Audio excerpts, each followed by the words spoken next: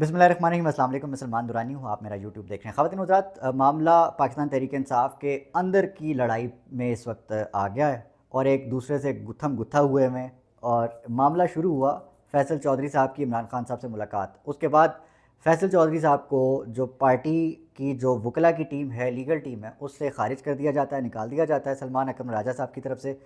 क्योंकि इसमें फिर ये इल्ज़ाम एक और जो कि कई बार दोहराया गया वो सामने आ जाता है कि जितने भी पार्टी में वो लीडरान जो कि इमरान खान को ऐन वक्त पर धोखा दे गए थे, अब जब उनकी वापसी की बात होती है तो बहुत से लोग एतराज़ उठाते हैं, जिसमें फवाद चौधरी, मुसरत जमशेद चीमा, ये सर फहरिस्त हैं, और भी दीगर लोग जिसमें इमरान इस्माइल साहब, फ़ारूक हबीब साहब, ये वो तमाम लोग हैं जो कि 9 मई के बाद एक एक करके इमरान खान साहब का साथ छोड़ गए थे। और इस पर लोग आज सवाल करते हैं, जो जेन्युइन लोग हैं, जो कि जेन्युइन। अच्छा, इस चीज़ में थोड़ा सा हम आगे बढ़ते हैं, जिसमें फैसल चौधरी साहब ने जो रीज़न पेश की कि उनको पार्टी से निकालने की बेसिकली रीज़न ये थी कि वो तमाम सिचुएशन फैसल साहब ने और उन वकला की जो टीम जो कि खान साहब से मिली थी, उन्होंने एन उसी तरह इमरान खान के सामने रखी। देखें मामला क्या था डी चौक वाला, कि जिस वक्त डी चौक पर अली अमीन गंडापुर साहब का काफ़िला पहुंचा इस्लामाबाद, तब इस्लामाबाद की, पंजाब की और पाकिस्तान तहरीक इंसाफ की जो मरकज़ी लीडरशिप है, उनमें से कोई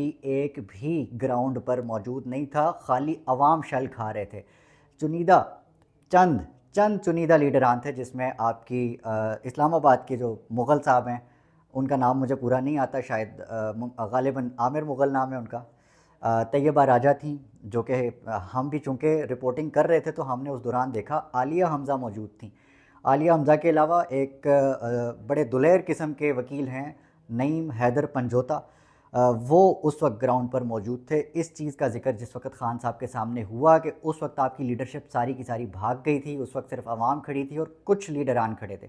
ये बात पार्टी में रिपोर्ट की जा रही है, ये बात कि कुछ लोगों को बहुत बुरी लगी, जिसके बाद फैसल चौधरी साहब को जो है वो अलग कर दिया गया, इस इल्ज़ाम में कि शायद इनका इन्फ्लुएंस पार्टी में फवाद चौधरी के इन्फ्लुएंस को बढ़ाने के लिए इस्तेमाल हो रहा है, या फिर फ़िलां और फ़िलां बातें बनती रहीं। इसके ऊपर अब जो पार्टी के अंदर या सोशल मीडिया के ऊपर आप कह लें कि जो इस वक्त जंग छिड़ी हुई है, वो एक दूसरे के इन्होंने गिरबान पकड़े हुए हैं।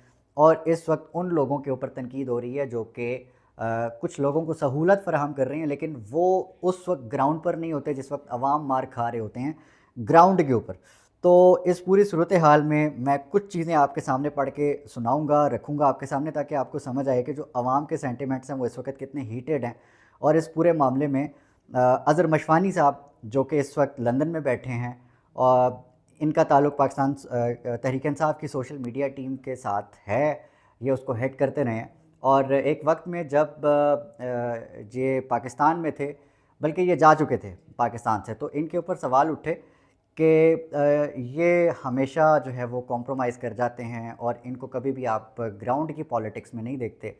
तो कारकुनान का ये पूछना है, ये कहना है कि आप चले जाएं मुल्क छोड़कर और अवाम जो है वो मार खाएं, और फिर आप उन लोगों की लॉबी करें, आप उन लोगों के लिए पॉलिटिक्स करें जो कि पावर पॉलिटिक्स पे यकीन रखते हैं। और वो वही लोग, वही उन्हीं लोगों की फहरिस्त जो कि इमरान खान को उस वक्त पे जब खान साहब को उनकी ज़रूरत थी वो छोड़कर चले गए, जिनमें मैंने आपके सामने कुछ नाम रखे, ये भी हैं और इसके अलावा भी बहुत से लोग हैं।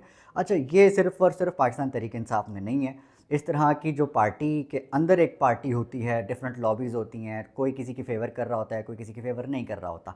तो इस पूरे मामले में मैं नहीं कहता कि कोई एक ज़िम्मेदार है। बहरहाल लोग नाम लेते हैं अज़र मशवानी साहब का, और उस पूरे मामले में अज़र मशवानी से और जो दीगर सोशल मीडिया हेड करते हैं पाकिस्तान तहरीक इंसाफ का, उनसे लोग ये सवाल करते हैं कि जी आप ओहदे लेने में तो सबसे आगे होते हैं, जिसमें अज़र मशवानी पे जो सवाल उठता है वो है कि पंजाब में हो तो फिर पंजाब के मुशीर लग जाते हैं, खैबर पख्तूनख्वा में हो तो वहाँ पे आप कोई ना कोई ओहदा ले लेते हैं, या फिर ये वो तमाम चीज़ें हैं जो कि इस वक्त अवाम अपने सवालात में उठा रही है, लोग उठा रहे हैं कि अब जो नज़र आ रहा है बज़ाहिर, जो कारकुन है, जो असल नज़रियाती तौर पर इमरान खान से जुड़ा हुआ है, मुमकिना तौर पर उसे अब नज़र आ रहा है कि ये वो लीडरशिप है जो इमरान खान के फ़ैसलों को क्रॉस कर रही है और वो नहीं मान रही, और एक पैरेलल लीडरशिप को सपोर्ट कर रही है।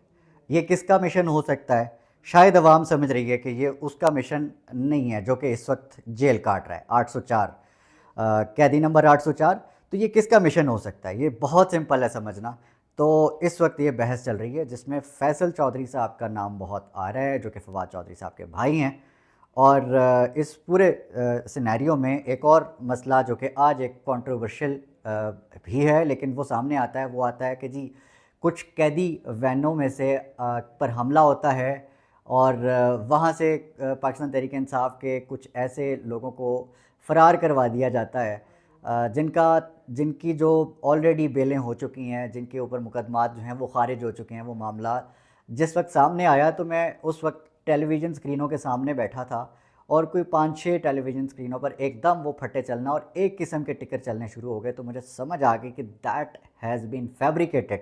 پی ٹی آئی کی اس آڈینس کو اور پی ٹی آئی کے لوگوں کو لا بریکر کے طور پر پیش کرنا ہے کہ جی یہ دیکھیں جی یہ ہے پاکستان تحریک انصاف کا اصل چہرہ. جس کے اوپر پھر علی امین گنڈا پور صاحب کا بیان آیا.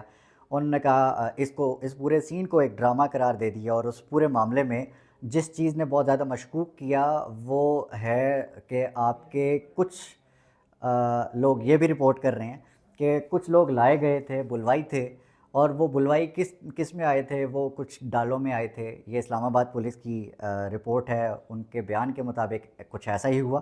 تو پھر یہ کون ہیں جو کہ خاص طور پر لائے گئے اور یہ پورے کا پورا ڈرامہ سینیریو جو ہے وہ کریٹ ہوا؟ اور بہت مزے کی بات، وہاں پر کیمرے بھی موجود تھے اور وہ شاید پہلے ہی موجود تھے تیار کہ جی اب ایسا سین ہونے والا ہے تو اب ہم نے اس کی ویڈیو بنانی ہے.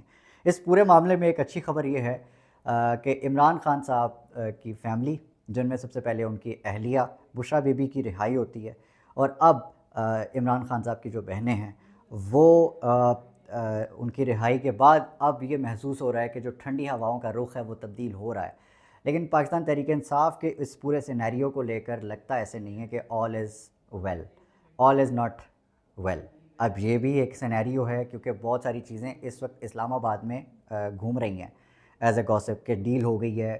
اچھا ڈیل ہو گئی ہے کا مطلب یہ ہے کہ شاید اب وہ خود چاہ رہے ہیں کہ اب ہم سے بات کی جائے اور معاملہ جو ہے وہ کسی حل کی طرف نکلے. لیکن اس میں بھی یہ لگتا ہے کہ شاید یہ ٹریپ ہو، کیونکہ آج ایک اور کام بھی ہے کیونکہ چونکہ یہ قاضی فائز عیسیٰ صاحب جو ہیں ان کی رخصت کا دن ہے اور اب جو ایک نیا جوڈیشل سسٹم آئے گا، ایک نئی شکل جو ہے وہ آپ کو چیف جسٹس آف پاکستان کے طور پر دیکھنے کو ملے گی. ان کا کردار دیکھنے کو ملے گا، ان کا کام دیکھنے کو ملے گا کہ وہ کیسے کام کرتے ہیں. اس کے علاوہ جو سب سے اہم مہمہ جو ابھی تک پھنسا ہوا ہے وہ ہے آئینی عدالت اور وہ آئینی بینچ جس کے لیے 26ویں آئینی ترمیم کی تگ و دو کی گئی. لیکن 26ویں آئینی ترمیم کے بعد اب 27ویں آئینی ترمیم کی بات ہو رہی ہے جس پہ مولانا فضل الرحمان کا ریئیکشن آیا کہ ہم یہ ہرگز نہیں ہونے دیں گے. پھر سوال یہ اٹھتا ہے کہ یہ ہرگز اسی طرح نہیں ہونے دیں گے جس طرح سے 26ویں آئینی ترمیم آپ نے نہیں ہونے دی، آخر میں جا کے آپ نے جو ہے وہ ووٹ ڈال دیا. تو معاملہ اس وقت آئینی بینچ میں پھنسا ہوا ہے اور کچھ لوگوں کا دعویٰ ہے کہ یہ صرف آئینی بینچ نہیں بلکہ یہ اب آئینی عدالت کی طرف جو ہے وہ معاملات بڑھتے ہوئے نظر آ رہے ہیں. اس میں کتنی خطرناک چیزیں ہیں اور کتنی خطرناک ثابت ہو سکتی ہیں پاکستان تحریک انصاف اور عمران خان کو لے کر یہ وقت بتائے گا. لیکن جو ہسٹری میں جو پاکستان میں اب ہو رہا ہے تاریخ میں اس سے پہلے کبھی نہیں دیکھا گیا. معاملات بہت حد تک خرابی کی طرف جو ہیں وہ جا رہے ہیں. صرف دکھایا جا رہا ہے کہ جی اب معاملات جو ہیں ہماری طرف سے ٹھیک کرنے کی ایک کوشش ہے، ایک عدلیہ کا بھی اچھا چہرہ دکھانے کی کوشش ہے. لیکن معاملات جو ہیں وہ اسلام آباد کی جو حد تک اگر میں آپ کو بتا سکوں، رپورٹ کر سکوں، آل از ناٹ ویل. اگلی ویڈیو میں ملاقات ہوتی ہے، تب تک اپنے آس پاس سب کا، اپنے پاکستان کا بہت خیال رکھیے گا. اللہ نگہبان. پاکستان زندہ باد.